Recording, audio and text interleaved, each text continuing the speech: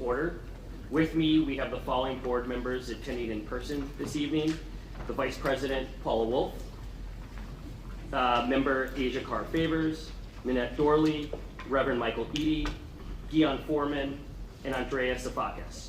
Board Member Stephen Block is unable to attend this meeting in person for work-related reasons and wishes to attend remotely. Is there a motion to permit him to do so? Paula Wolf, I so move. Second, Michael Eady. All in favor, please raise your hands and say aye. Aye. Any opposed? Seeing none, the motion passes. In addition to police board members, we have the following city officials here with us this evening. We have the Superintendent of Police, Mr. Larry Snelling. We have the Chief Administrator of the Civilian Office of Police Accountability, Ms. Andrea Kirsten. We have the Inspector General of the City of Chicago, Ms. Deborah Witzberg. The Chief of the Chicago Police Department's Bureau of Internal Affairs, Ms. Yolanda Talley. The Acting General Counsel to the Superintendent of Police, Mr. Scott Spears, and the Police Board's Executive Director, Mr. Max Caproni. We will now proceed to the items on the agenda, and at the end we will have time for several public comments, of which many individuals have signed up this morning. Moving on to the minutes. Is there a motion to approve the draft minutes of the board's public and closed meetings held on February 22nd, 2024? So moved, Paula Wolf. Second, Michael Eady. All in favor, please raise your hands and say aye. Aye. Aye. Any opposed? Seeing and hearing none, the motion passes.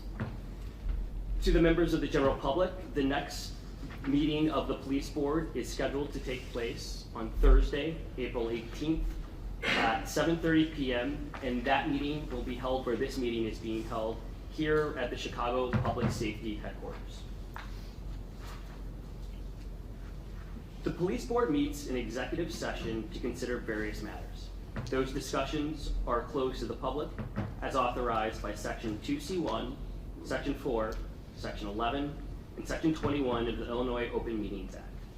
Information on matters discussed in the executive sessions is included in the minutes of the meetings posted on our website.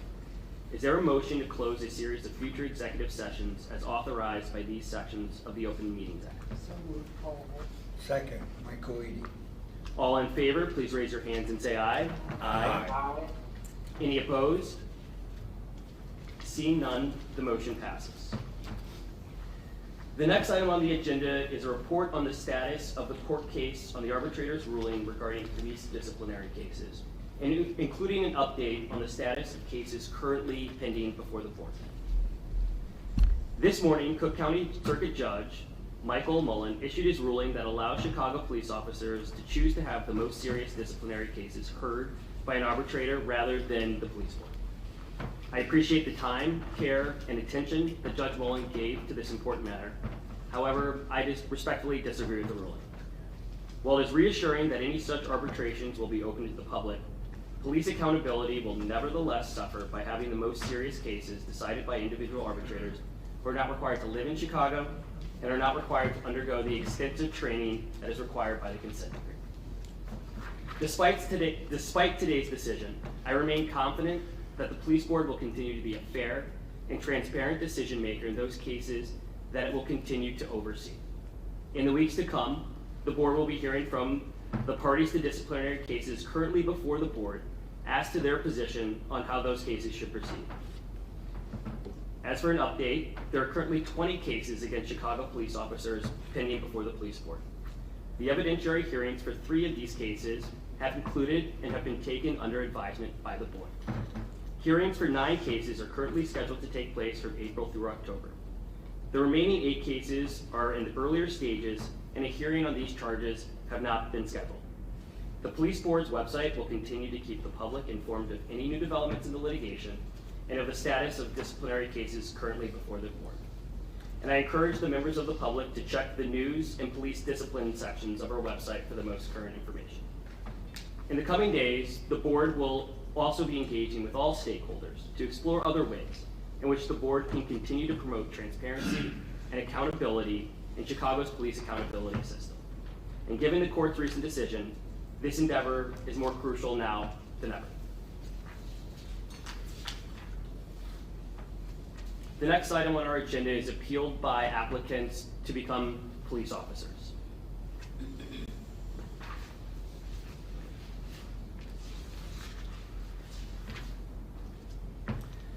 When a person who applies to become a Chicago police officer is disqualified and removed from the eligibility list due to the results of a background examination, that person has a right to appeal to the police board. The board, as authorized by the Open Meetings Act, has discussed in a closed meeting one such appeal. We will now take final action on this appeal. Is there a motion to affirm the disqualification decision for appeal number 24AA02? So moved, Caldwell. Second, Michael Eady. Having a second, I will now call on the members of the board for their votes. Vice President Wolf. Aye. Member Block. Aye. Member Carr-Faber. Aye. Member Dorley. Aye. Member Reverend Eady. Aye. Member Dion Foreman. Aye. And Board Member Andreas Safakis. Aye. I also vote in favor of the motion. Voting in favor are myself, Board Members Wolf, Block, Carr-Favors, Dorley, Reverend Eady, Foreman, Safakis, and myself. The motion passes. The written decision of this appeal will be entered as of today's date and posted on the board's website. At this time, I would ask for the superintendent to give his report. And before I do so, I would just like to say on behalf of the board that we recently learned that a Chicago police officer was involved in a shooting and was shot, and we wish him a speedy recovery and that he can recover in a quick and safe manner. Thank you for that, President, for acknowledging our officer who has been injured, but we hope that officer will make a speedy recovery. They were out there working hard, trying to keep the street safe, and as a result of that was injured. But the officer, it sounds like, will be okay. So thank you very much for that. I'd like to start by saying for the past 6 months, we've been working internally to break down silos within the Chicago Police Department so that all of our bureaus are working together collaboratively to help get to the bottom of public safety, especially as it relates to our relationship with the community. We just recently had a very good CompStat report out with our detective division. We've been doing an excellent job of bringing justice to families. Right now, at this point in the year, we have the highest clearance rates that we've had in the past 10 years. Right now, the clearance rates are at 83%. So the detective division is working really hard. Just this morning, we announced charges on a 16-year-old who was charged as an adult for a triple homicide which occurred in the 6th District in the 8000 block of Vincennes. So I'd just like to commend the men and women of the Chicago Police Department for working really hard to bring justice to families and those victims who no longer have a voice because they're no longer with us. We often say that the officers don't care or we're not concerned about these individuals. Our officers are working all over. They're working really hard to reach out to bring justice to these families. And I just want to commend these officers for the work that they're doing and the follow-up on these violent crimes that are occurring out here. As we work collaboratively within CPD, we're also working to work collaboratively with our community members. These are our stakeholders. We want to keep this city safe. The best way to do that is to accept the input of our community members, to engage with them, to give them a voice and hear what they have to say. We have been working with community members because when it comes to these clearance rates, it's because community members have stepped up and given us information. The only way that we can do that is to start to gain the trust of these community members, which we're seeing and is reflected in these clearance rates. I think working with these communities and then providing services for the victims has done a lot to raise awareness and help us build those bridges again. We still have a lot of work to do. There's no doubt about that. And we'll continue on that journey. We'll continue on that path to building that trust with the community. As a result of what we've been doing this year, and we do realize that as the weather changes, crime usually spikes. We've had a very, unnatural February and March when it comes to the weather. So we've seen spikes here and there, but even though the weather has led to some upticks in robbery and shootings, we are still seeing a 10% decrease in shootings, a 10% decrease in homicides. We have a 27% decrease in vehicular hijackings, a 28% decrease in motor vehicle thefts. We've recovered 2,425 guns so far this year, and that's a 6% increase from where we were last year, where we recovered nearly 13,000 guns by the end of the year, which is more guns that are usually recovered with, if you combine gun recoveries with LA and New York. We do have a gun problem here in Chicago. We just recently celebrated the graduation of 200 new police officers earlier this month. These officers are bright, dedicated men and women who are prioritizing professionalism and respect as they protect our city. We've also promoted field training officers and lieutenants. These supervisors are going to help our young officers and guide them in the right direction so that they are constantly doing the right thing to keep our city safe.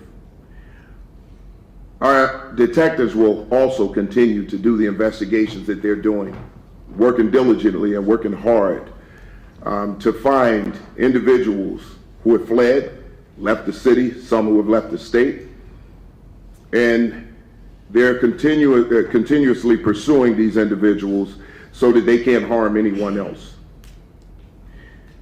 We care about our victims in this city. And I will say this again, and I will continue to say it.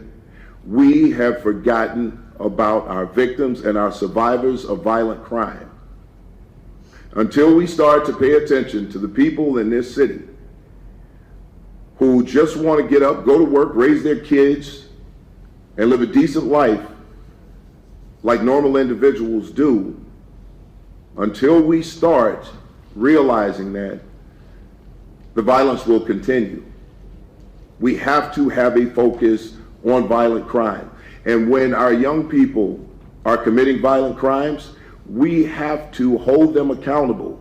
Because if we don't hold them accountable, and when I say we, I'm talking collectively, the police department, parents, other agencies within the city of Chicago, all of the service providers who are here to provide those wraparound services for these young people, if we don't hold them accountable, something else will.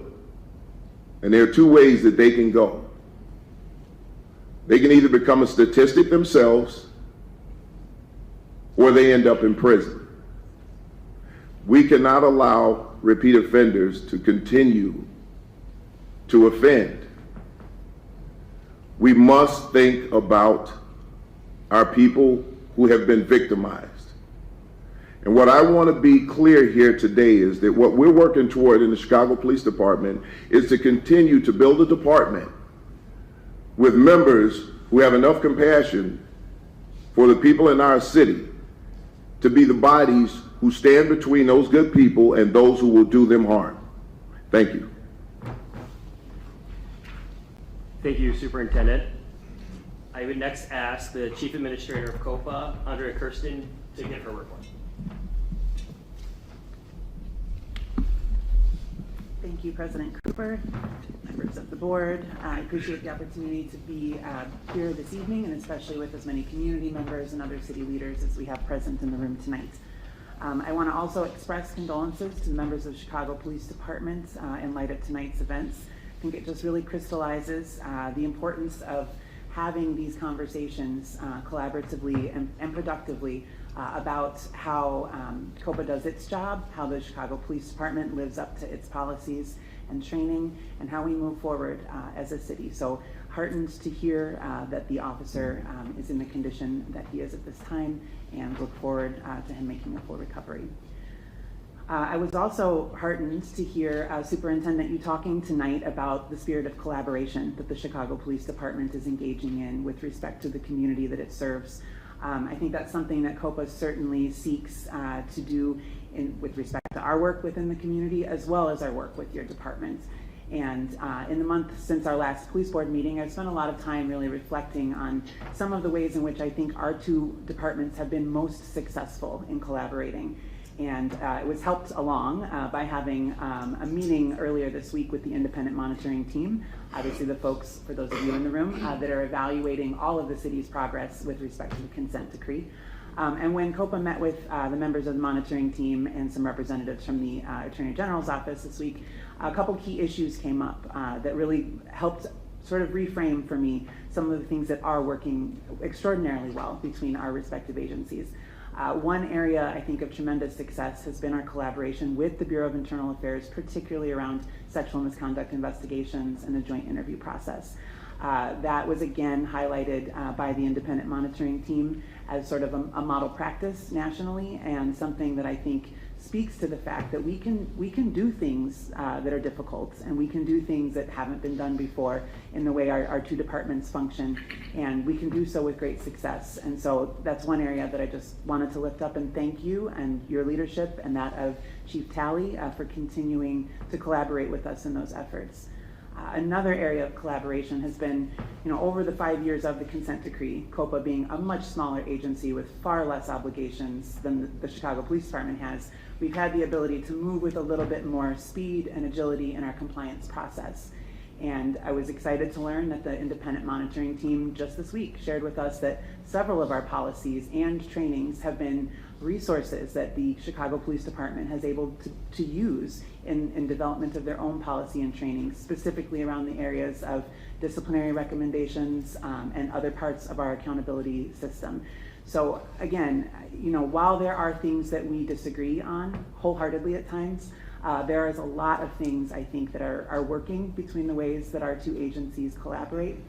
And I hope that we can continue in that spirit of collaboration that you all are making tremendous progress with our communities, that we can continue that collaboration with our respective agencies as we move forward. So lastly, I'll just share, because in February I did not end up reporting out too much on our actual annual report from 2023, I did just want to give a little bit of a fuller picture, I think, of some of the disciplinary recommendations when you look at them in whole for members of the police board and members of the public who might be interested.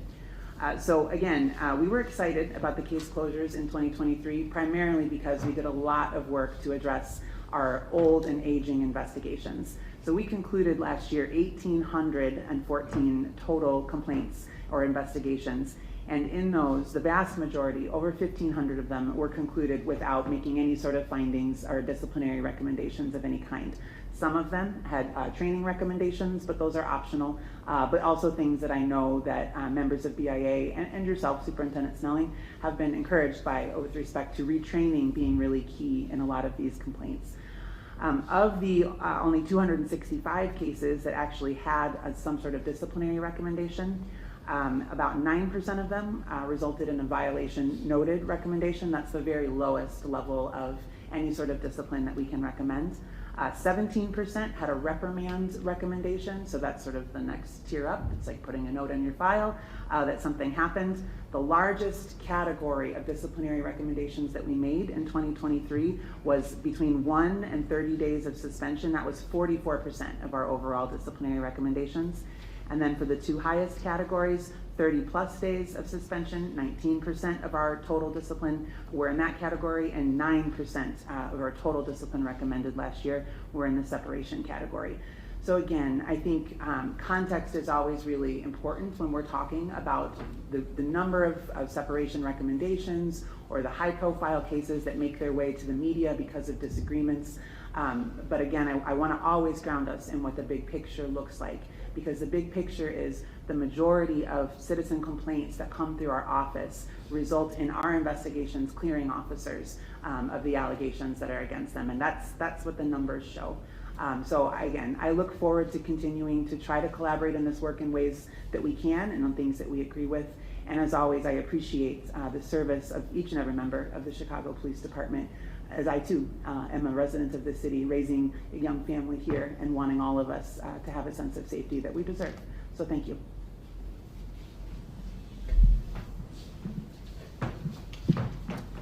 Thank you, Chief Administrator Kirsten. I would now like to call upon members of the general public who have signed up to speak. And the first speaker that we have is a commissioner from the CCPSA, Yvette Bloise.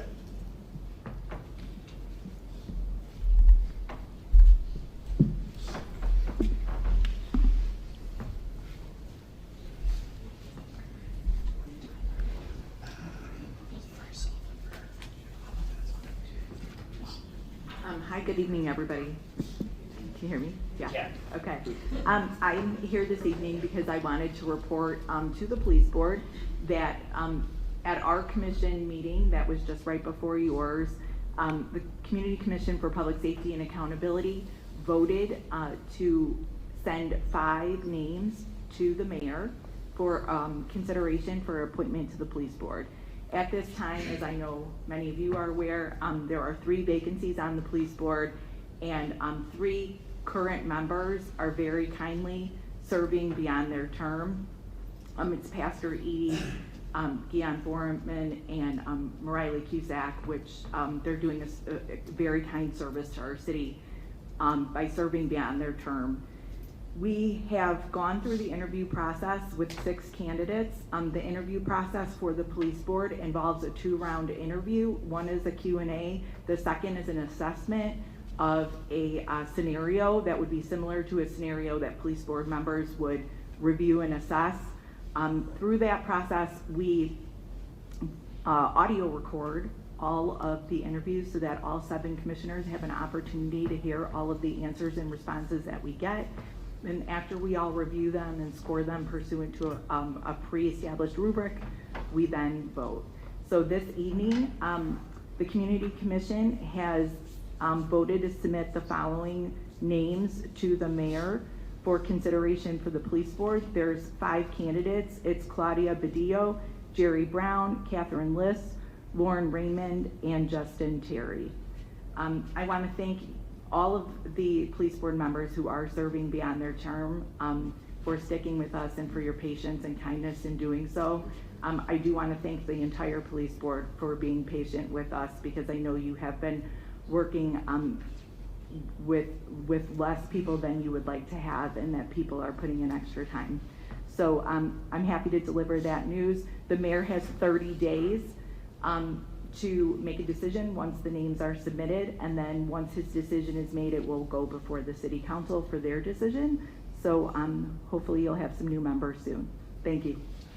Thank you, Commissioner Loizen, and for the work that you and the CCPSA have done in the past couple months to get those names to the mayor. We really appreciate your efforts. The next member of the public who I would like to call up to speak is Ms. Jennifer Edwards. Can we have 2 people or next person just retire? Absolutely. Okay.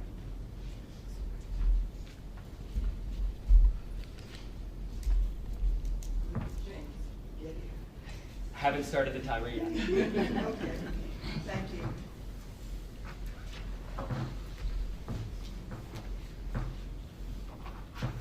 So, we've been doing this Together We Can project for almost 3 years. So we thought it was important to give you some of the basis of it. So I wrote an outline. Then you'll see the little booklet that you have. It's got the pages in there. We'll tell you when to turn. Hopefully the superintendent will see how serious we are about this particular project. So it's called Together We Can. We've got sweatshirts and all types of things that we do every week or every other week, okay? All right, so I'm gonna read my introduction. We're introducing the Together We Can project that's been operating in the 3rd District for approximately 2 years. We will be presenting a video, descriptions of non-community and police joint engagements, and how examinations of crime data and specific strategies have combated instances of crime patterns. We also mention tools and comparisons of before use and after the use of Together We Can strategies presented. Our project involves weekly collaboration with various community groups, nonprofits, businesses, schools, clergy, block clubs, and local officials in sector areas. And if you guys don't know the sectors, the police districts are separated in sectors. The police know about this, but I'm just telling you, okay? Our purpose is an examination of weekly, bi-weekly CompStat data, which the superintendent mentioned, by the community. So we want to see what's going on, okay? We want them to know what's happening. Breakout sessions by sectors. Here we got sectors again. Examples of strategizing of how to combat the carjacking thefts situation, and comparing before saturating areas and after. Our hopes are that we build, I'm gonna read this again afterwards too, that we build neighborhood bases block by block using technology tools. The DCO takeovers, these are district coordinating officers. We want them to go out and we just take over sections, okay? Create areas, safe houses for police and community with retired officers, current officers, use of community people in abandoned or vacant houses. And we want to revisit the cop house they were trying to build in Roseland. The superintendent might know about this, from Racine, Wisconsin, okay? They would build community redo houses and have those for the community, for the police, and for other various things, okay? And that's similar to what they're talking about in the city council as far as opening up different districts, old districts. So, you know, it's kind of a stretch, but that's similar. We want to tackle the domestic violence issues, which cause a lot of the crime, with a strong interaction with nonprofits, block, and community representatives. We want to review the crime victim services system. You spoke about that. That is a problem that we see, and we encourage the first outreach to begin with community representatives.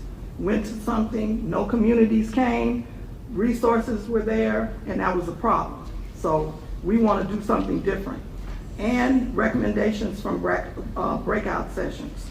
So I want to introduce Pastor Alonzo Nichols. He's the one that goes out with us, and one of the people, okay? And he's going to talk about, if you look in your booklets, why Together We Can, and Community and Police Together We Can program, right? And resetting the community relationships is what he's going to talk about.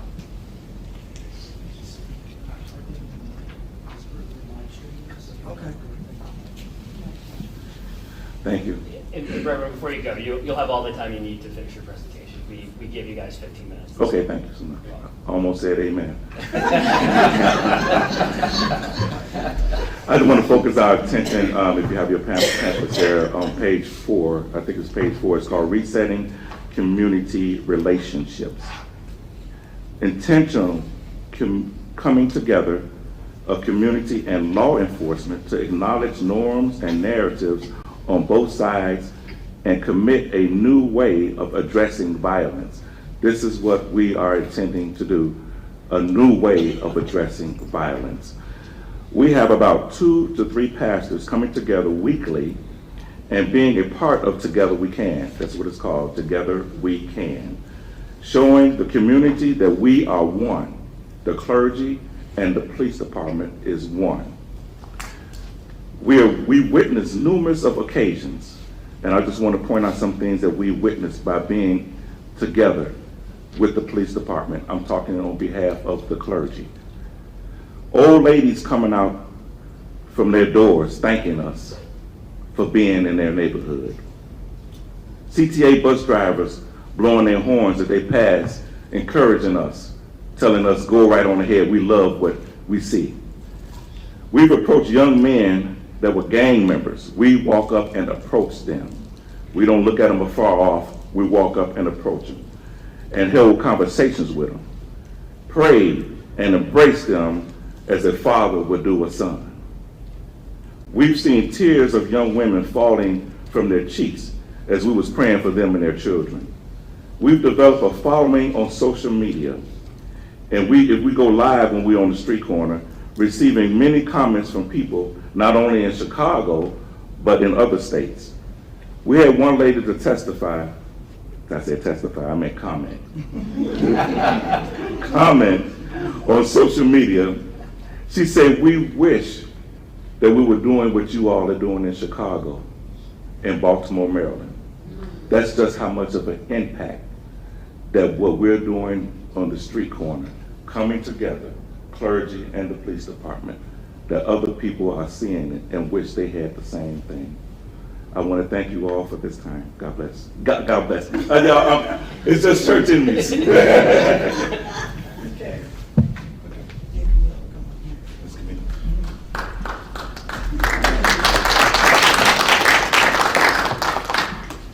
So if you look at slide number 5, or if you look at section number 5, is that better? Okay.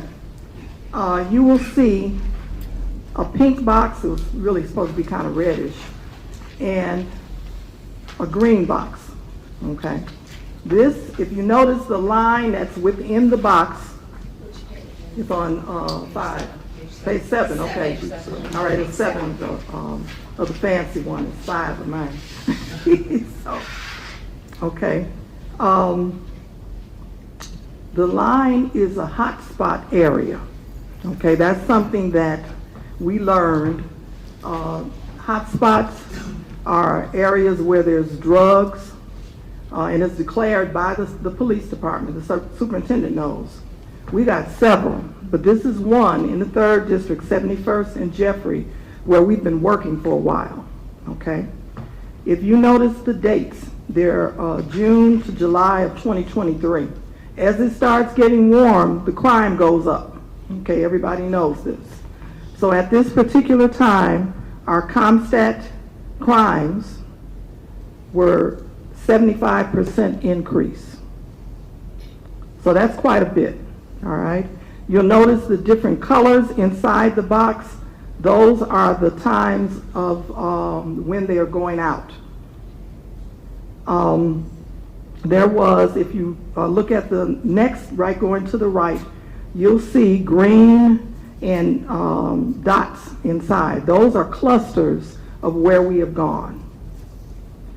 We can't, put all of that, but that's a cluster. Then if you look at, that's from June 1st, 2023 to June 29th, 2023. If you go over to the green side, which is what we want, you will see, because of all of the walks and things that we've done on a weekly basis, that the percentage is a 64% decrease.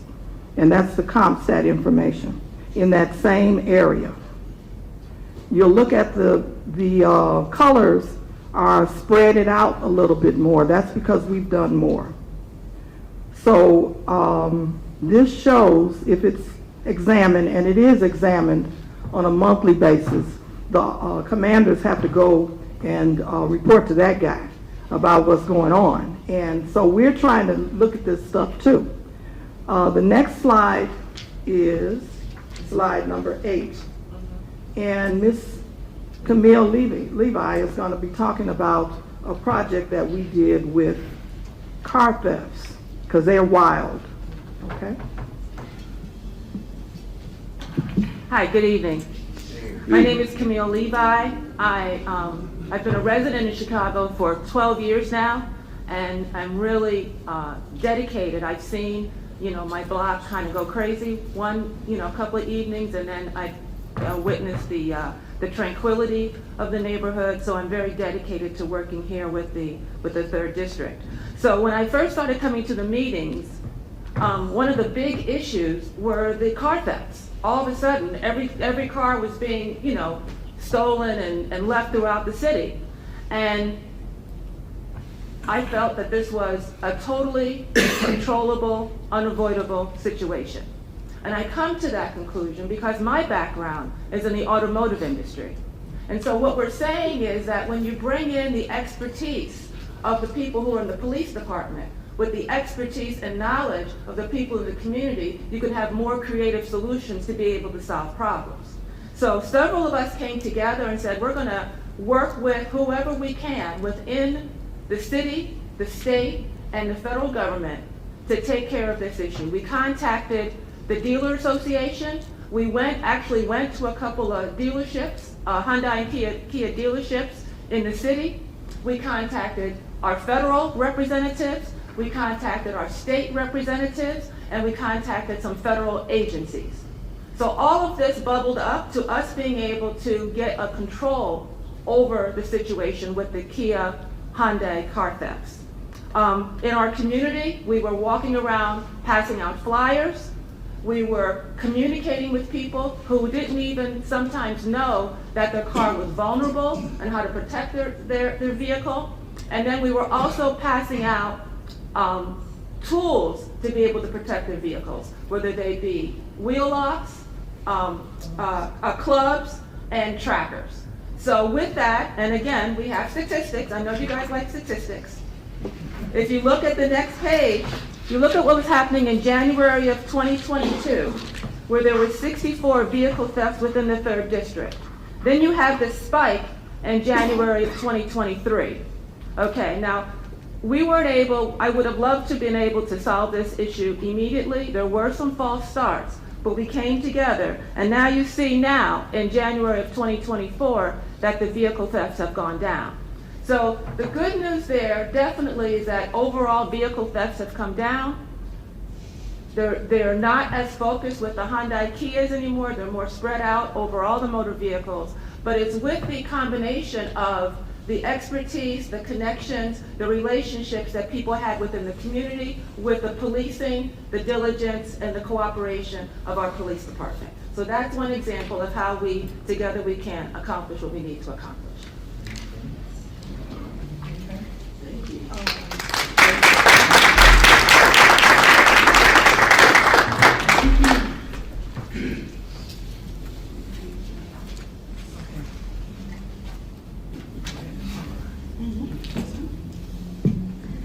Good evening, Mr. President, the board, Superintendent Snelling, CPD officials, and COPA representatives. My name is Carol Waits. I'm a lifelong Chicagoan. I'm Beat 321 facilitator. I'm also a proud graduate of the Community Policing Community Academy that was held here. Also 65th and Minerva Block Club leader and an active participant in the Together We Can program. My tenure as a 25-year homeowner in Woodlawn has given me a window to witness and participate in the ongoing transformation of the Grand Crossing area. You've heard our accomplishments in the Together We Can program. We are very grateful to the 3rd District Community Policing team for their consistency, their collaboration, their visibility, their engagement and transparency, which has already created a very significant circle of trust. We have become a family of neighbors, or play cousins, if you will, depending on when you were born in Chicago. I wanted to take this opportunity to thank you for your time and consideration and listening to the accomplishments of the Together We Can program. We hope that you will consider this going forward in your ongoing community engagement plans. Also, on the last inside page of your booklet, there's a QR code to scan videos that also support the data and the accomplishments that we shared with you. So with that, we'd like to thank you for your attention, and we look forward to collaborating with you going forward.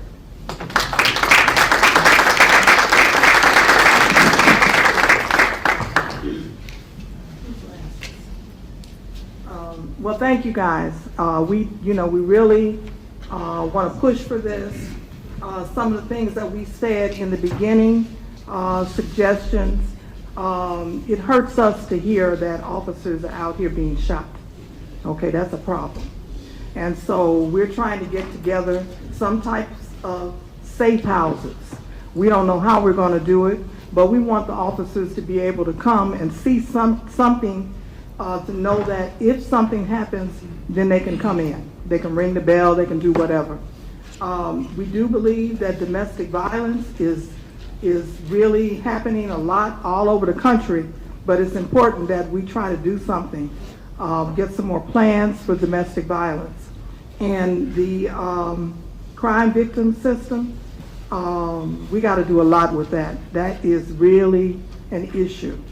And some type of way we've got to do, we've got to get them involved, I don't know what to do. You all, the big shots, you all can come up with the ideas, but we've got to do something about that, because I even presented about, at the police board a while back, about a crime victim and the problems that this lady had, her uncle had, who was in the hospital, was just ridiculous. So all I want to say is thank you for giving us the time. We appreciate it.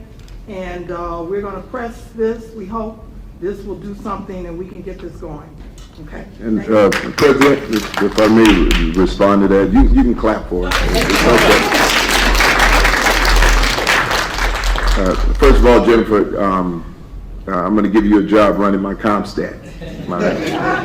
But no, in all seriousness, though, I mean, that's just great work. But I know the way that you guys work and the way that we work with you, and it's because you actually care about your community and you're out there and you care about the people in the community. That's a big difference from someone who's just getting paid to go over there and do some work. Now, that doesn't mean that those people don't care either, but when you're invested in your community, when you're invested in your neighborhood and invested in the youth in those communities, we can see this type of work building, and we build trust in these communities. Working in partnership, it can be done. It can be done. And I just want to be clear about the last time we were here and we spoke about some things. I just want to be clear that our officers are out there trying to rebuild this trust. As you can see, with an officer being shot, they're putting their lives on the line every single day to try to keep people safe. And what I want to be clear about is I need people to understand the nuances of police work. Understand the trouble that officers see every day, the things that they face every single day. I want to be clear that I got some questions. If I understood the 45-day window of when those investigations had to be done, it's insulting to think that I didn't. Of course I did. What I want to be clear about is this: fairness. That's it. Fairness. I am not under the belief that an officer who has the immense power that we have bestowed upon them should not bear the responsibility, and that greater than someone who hasn't had that power given to them, that those officers shouldn't be responsible for that power and be responsible when utilizing it and should not be held accountable. There has to be accountability. There has to be accountability because of that sheer power.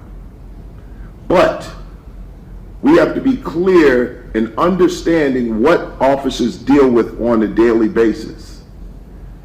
Seeing an 11-year-old child stabbed at a domestic, and then those officers walk in and they see that child. So when an officer sees things on their worst days, we have to understand, because the other question came up, and I've been questioned with this by reporters.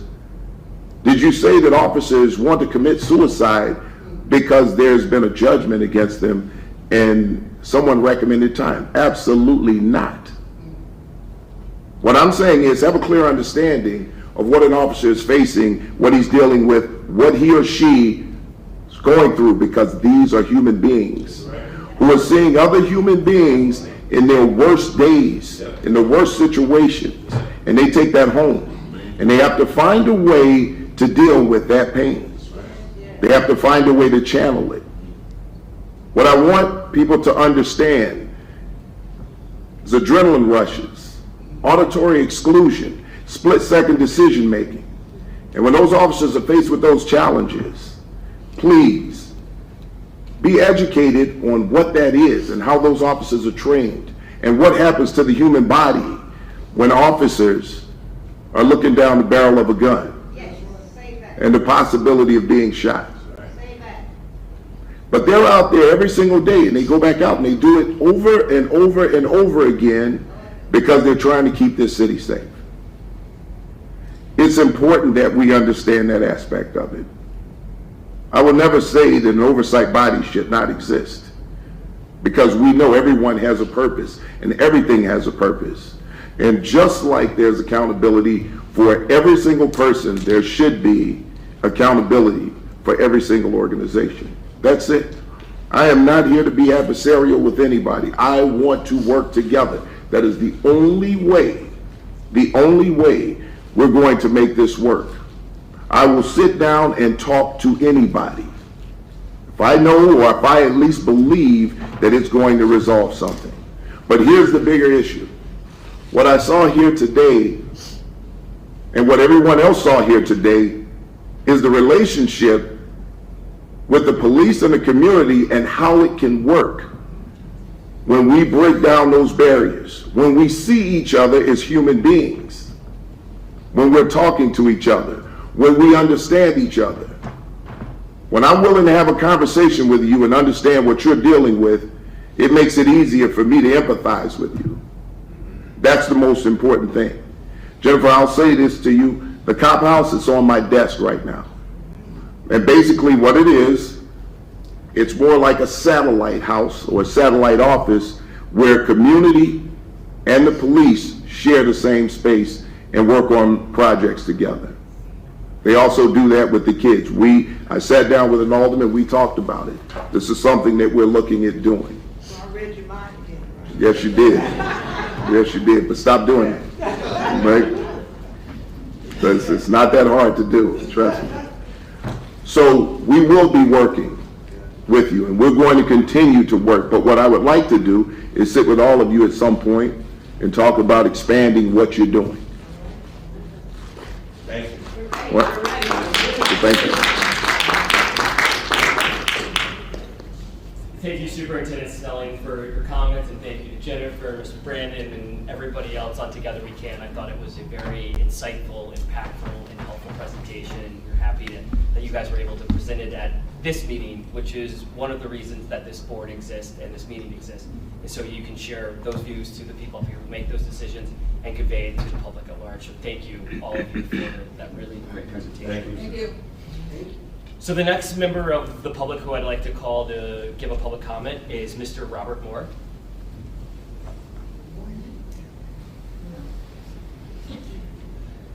Not seeing Mr. Robert Moore.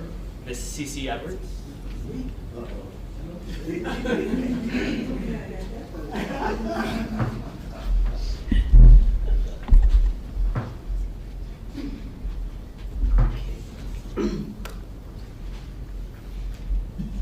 Okay, good evening, board members and Superintendent. Great to see you alive and well, happy. And also Miss Kristen, I'm glad to see you guys are working together. It's wonderful. I'm Cece Edwards, and I am a lifelong resident of the Greater Grand Crossing, Park Manor, Chatham area. I've been in the area for a long, long time. And my advocacy, a lot of it, is to deal with public safety, but also to work with our youth. And I am the president of the Grand Crossing Park Advisory Council. I have been for over 18 years. And I'm also working with the police department with the 3rd and the 6th district, because I've lived in both districts.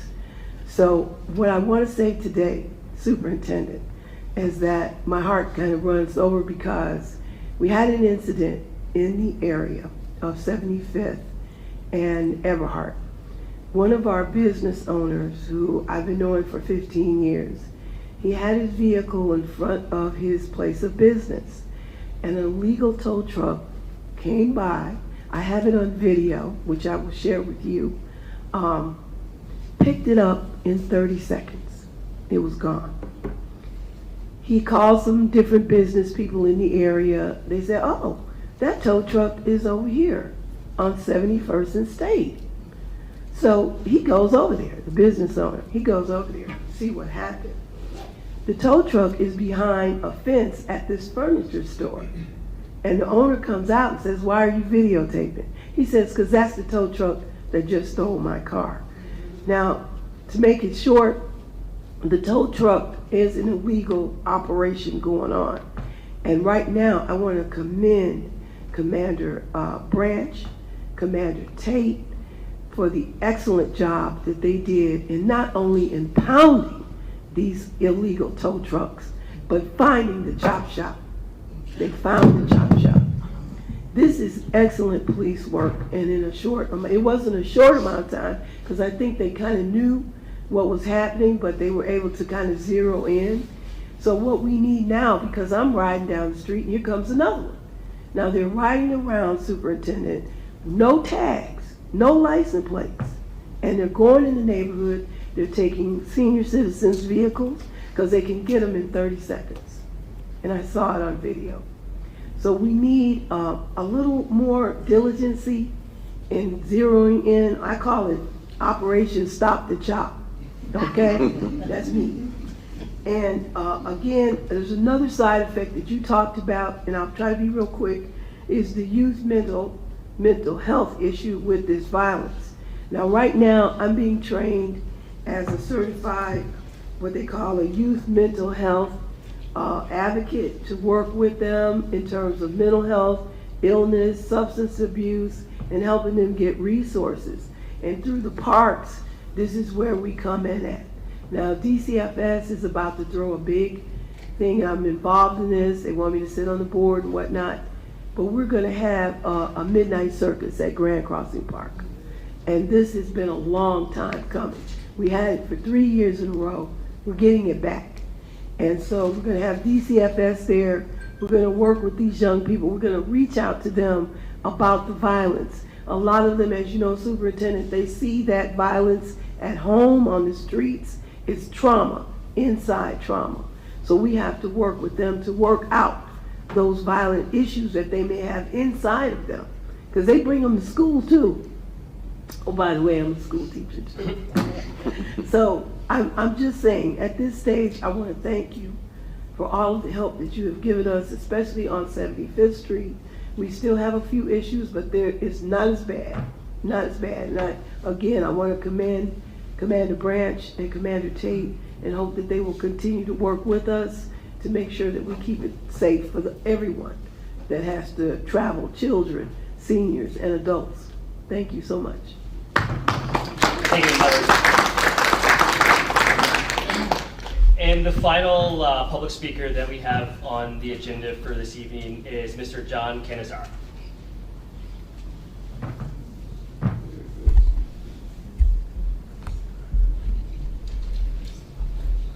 I'm gonna guess I'm not getting 15 minutes.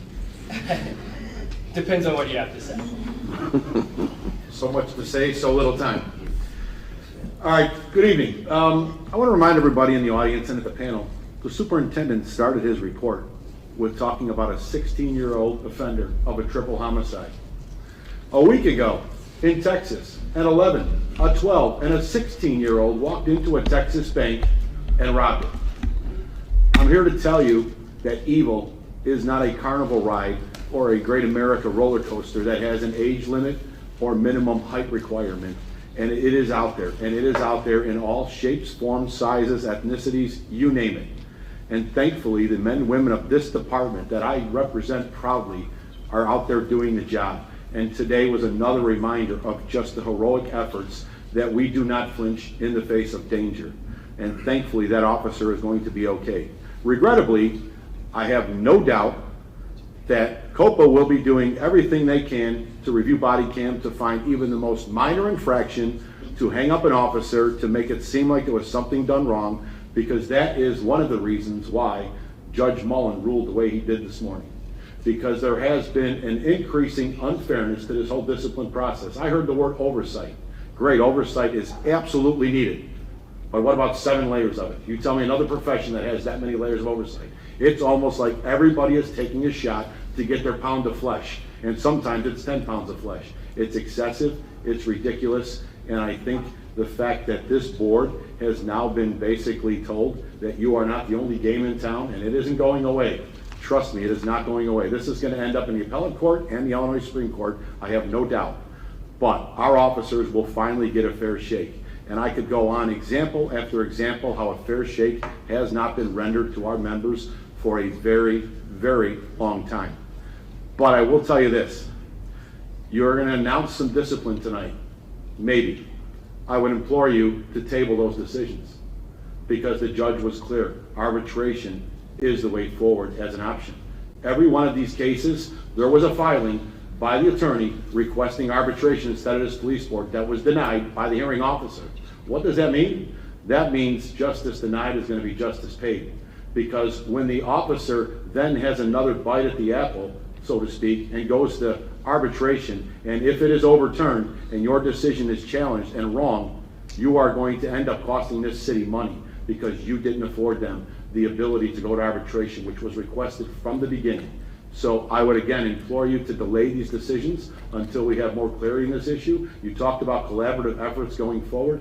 It's tragic that we're here now talking about collaborative efforts with all the stakeholders, because the reality is we've been pleading with the city from day one since I took office in May of 2020 to have something worked out with this provision. And every single step of the way we were told it's not happening. Mayor Lightfoot refused to talk about it, and not until Ed Ben was named the arbitrator and they knew his previous rulings did the city then come up with an alternate option of police board first, arbitration second.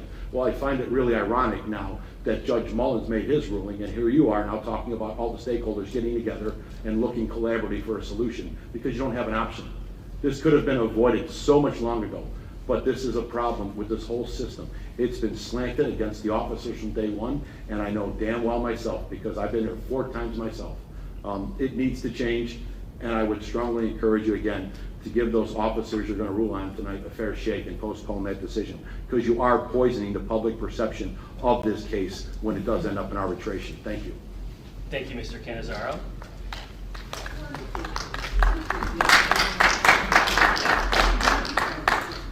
Well, there are no other members who have signed up to speak. Just in quick response to Mr. Cannizzaro's remarks, the board will not be taking any action on any of the cases that are post-evidentiary hearing at tonight's meeting in light of the court's decision. So I just want that to be clear on the record. And again, I thank everybody for coming tonight. As always, I thought it was a fruitful and productive conversation. So I appreciate everybody's public support and participation, and we'll see you at the next meeting.